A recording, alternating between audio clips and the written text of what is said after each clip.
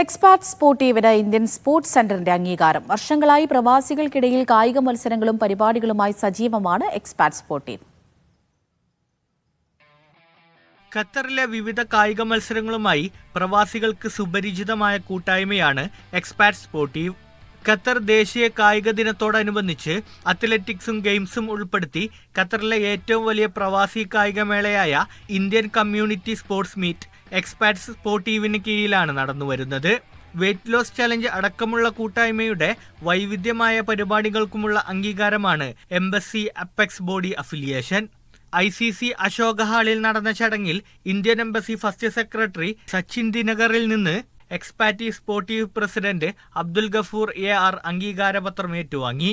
ISC president EP Abdurahman, ICC president AP Manikandan, ICBF president Shanavas Bava തുടങ്ങിയവർ സംസാരിച്ചു. Media 1 Doha.